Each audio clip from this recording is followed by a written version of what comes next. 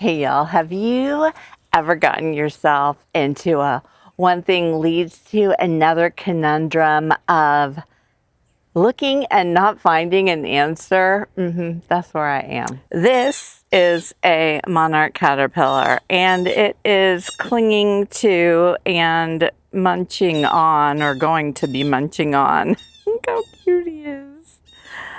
A tropical milkweed leaf. That's right, you heard me say it.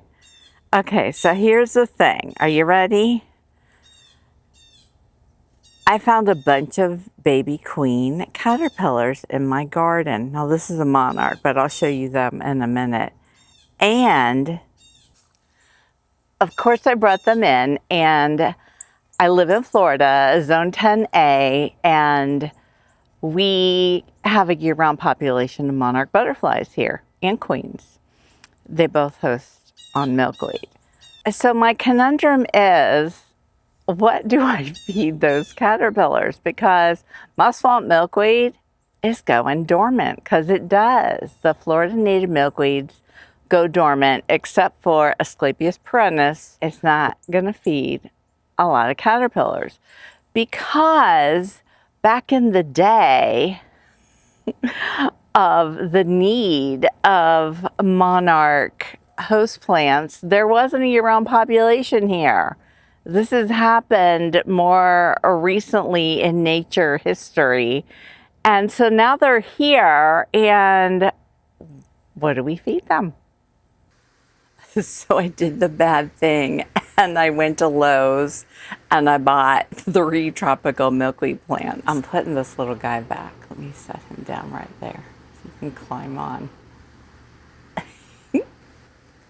While I was there, there were 2 big monarch caterpillars on the plants. So of course I scooped them up and put them on the plants I was bringing. And you should have seen me. I was pulling out all the plants and setting them in the aisles and looking for the ones that had the most leaves, because that's what I want them for, right?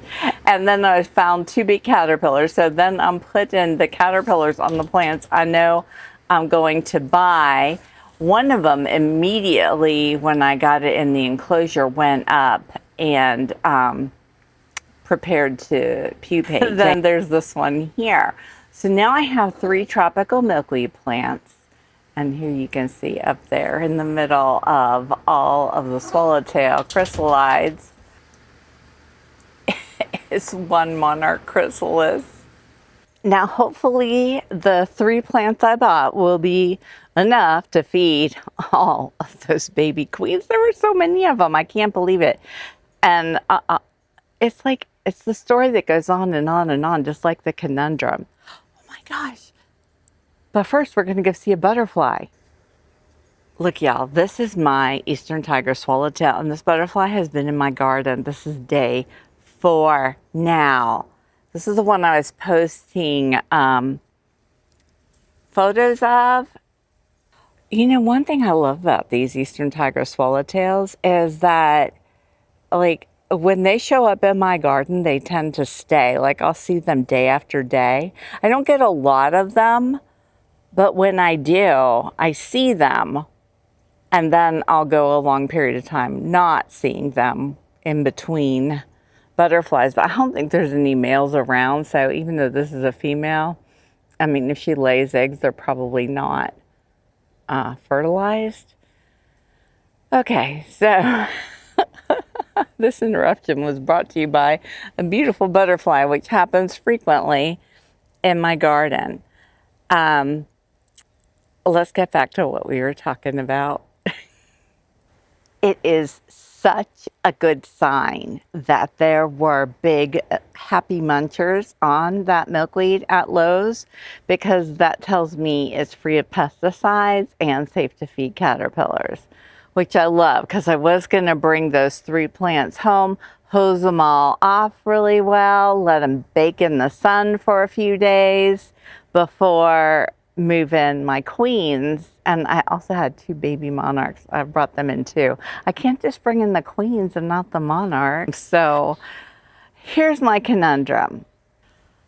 If tropical milkweed is not to be used then what do we use to feed the monarch butterflies that live year-round in Florida? People who are watching my channel now in South Florida, I know there's a good number of you. What do you do down there for the monarchs if you don't use tropical milkweed? Now, I know there's other milkweeds, giant milkweed, balloon milkweed. They all have the same issues. Well, not really giant. Giant milkweed doesn't spread and come up randomly where it's not supposed to. Where tropical milkweed, that's one of the problems, is it will go to seed and the seeds fly and it comes up in natural areas where it's not supposed to be. But if you don't let it go to seed and you know how to take care of it in your garden, that's a non-issue. Because you can't use swamp milkweed, it goes dormant. You don't, as far as, you know, I haven't seen Asclepias perennis grow massively enough and grow back quickly enough to successfully feed a population of monarch butterflies and caterpillars. So just for fun, I went on to Google AI and I asked, what do people in Florida do when the native Florida milkweeds go dormant, but there's a year-round population of monarch butterflies here? What are we supposed to feed them? And it came back and said to use tropical milkweed. It said, and it had the list of all the things to do to take care of it. Don't let it go to seed. Cut it back regularly so the OE spores can't build up on it, and the whole thing. So I just want to know, what do you guys think? What do you guys think about this? It's a situation here in Florida, and I feel like nobody says anything. And if you use tropical milkweed, the tropical milkweed police / bullies come out and get all over you about how bad it is. But a lot of them, I find, don't have the information correct. And there's so many people now that have mistakenly been fed information that is the tropical milkweed that causes OE, and it's absolutely not. OE gets on any milkweed. It comes from the butterfly that lands on the plant and sprinkles spores on it. It has nothing really to do with the plant. The problem with tropical milkweed is it doesn't go dormant, and so build up spores just sit there and sit there and sit there, unlike the swamp milkweed where they do go dormant and the plant completely dies down to the ground. Therefore, the spores are no longer present on the plant when it grows back in the spring. But how easy is it to whack down your tropical milkweed? It's super easy. You just have to be educated and know to do that. And so here's my other question to you, and then we're going to move on, because gosh, you guys, I've got other things to talk about in this video, but I want to know what you think. So what if this was a multiple choice question? And it's, what would you use to feed caterpillars that are in Florida in the year-round population where they need to be fed year-round when the native plants are dormant? What would you do? And the answers are: A, use tropical milkweed; B, just let the caterpillars die and starve; or C, what's option C? That's what I want to know. I want to know if there is an option C and what it is. Otherwise, I'm left with A, because B is not happening with me in my garden. Okay, we're going to move on to something else now. Actually, let's go see those adorable little queen caterpillars, because they are adorable and they're going to live in my garden one way or the other. Look at this beautiful tropical milkweed plant that is going to sustain a bunch of adorable caterpillars. So let's get in closer to this plant and let's go see some adorable babies. This is a queen caterpillar. Look how cute. A lot of times they get mistaken for monarchs because they are in the same host plant, but when you get in close, you can see they are very different, and they have that middle set of antenna. That's their big identifying mark. So that's one of them. There's somebody up here. Let's see, who are you? I think this is a regular monarch. Yes, see, now you can see how different they look. There's two guys here. And I think, because look, there's another monarch. I think there were some baby monarchs on this plant because it had lots of munch marks on it. So I only brought in 2 from my garden, but I bet there's more I'm going to find as we go through. Yeah, because look, here's another one. And I only put on 2, and here's 3 already. Here's another little queen right here. Here's another monarch. I wonder how many are on here. There's somebody back there too. Oh my gosh, another one. How many monarch caterpillars did I bring home? Okay, so you know how I've been having, I had issues with NPV. I think we're through it. I love this stuff. So let me go outside and show you how this sprays. Okay, I'm right here on my patio, but I just want to show you. It's got, look, that continuous light mist that's going to get in every nook and cranny. And I'm using this to clean out my enclosures, and I love it. Oh, and you can buy this on Amazon, which I did. I bought this as a little pack. It was this and then a refill, because you can buy the refills that attach to the sprayer nozzle. And I'll link it below my Amazon storefront. But what else I bought is, I bought this to use on my hands. Normally I don't love using a hand sanitizer, but when I'm continually bringing in cuttings of host plants and moving caterpillars around, I've decided I need to be much more scrupulous. I don't think that's the word I wanted. Anyway, I'm just going to be using this in between, and I love that it's organic and medical grade. So, and it smells okay. And anyway, I'll link this below in my Amazon links too. All right, on to other butterfly gardening content. See little Miss Ma'am? She's eating my zinnias. Ray. Yeah, don't eat my zinnias.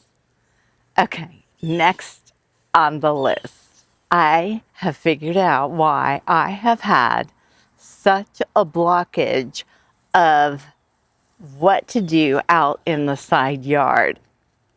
And it's so true, and it's so me. So I am a person that needs borders and boundaries, and then fill in the inside. So it reminded me, my brother has like 30 acres here, and he had, like, on the property he bought, like, there was this stuff, and one of the stuff and things that were left were all these fence posts for horse pastures, and I think some of them he bought, I don't know, but he had a bunch of them and he wasn't using them. And I said, oh, I can put those to good use. So that's what borders a lot of this garden. Let me show you. See, right here on my pentas garden, not only do I have my favorite border grass, but I also have a fence post. This is what's happening right now. All of my spaces, he's on my foot, were laid out with borders first, and then I filled in the insides. So you can see there's another post down there. And that made it incredibly easy for me. And that is what is about to happen out in the side yard, because as you can see behind me, I have tons of border grass in this garden. And you know what? I recently looked it up. and it's apparently invasive, but it doesn't go anywhere in my garden. And I haven't found it to be invasive at all because it's been in this garden for many, many years. And yeah, it'll spread, but it's not like it's going to my neighbor's yard or coming up places I don't want it to. I just dig it up and divide it and reuse it. And most of this border grass that I have in here is like, it's many, many, many years old, and I just keep splitting it and spreading it out to make my borders, which I love and I am keeping. So I'm gonna dig up a lot of this. Some of it's in places where I don't want it anymore, and use it to make borders out here. Now you can see I did do some work out here, and I laid down some weed block, not to be there permanently, but just to smother all the grass that's growing there. And look at the little row of Mexican sunflowers. I love them. I was thinking about going in and thinning it out a little bit and spreading some into the row behind it, which I've started digging out. But then I was like, well, these seeds are so cheap, I'm just going to put more seeds in the row behind it. And I want to watch them and see what they do. And meanwhile, I'm going to run border grass down the side, and I'm going to make a defined shape and then fill it in. And I have one fence post that's currently being overgrown and it doesn't really need to be where it is anymore. I'm going to put it out at the end. And that way I can just keep rolling it out as I extend the garden further that direction. So, how many times have I talked about this side yard garden and just I haven't been able to move forward because I need my boundaries, I need my borders, and oh my gosh, so that's just gonna make it. I'm gonna leave an opening kind of like there that you can walk through. Maybe one day a little pathway will appear there, and I'm really excited about moving forward with that. Now let's go release some butterflies. You'll get to see here exactly why I wanted to downsize to these smaller enclosures, because there are a small handful of zebra longwing butterflies that are ready to fly, and I'm just gonna pick up the whole enclosure and carry it out to my patio. And you guys are going to get to watch these beautiful zebra longwing butterflies fly free in my garden.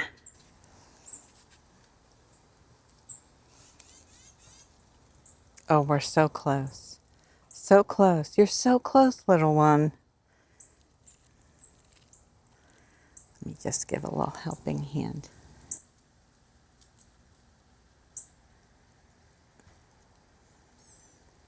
One. This is so much easier than trying to grasp them with my hand and hold them till I get them out of the garden room, because I can be way more gentle with them, as you can see. And they're much more at ease. Come on, baby.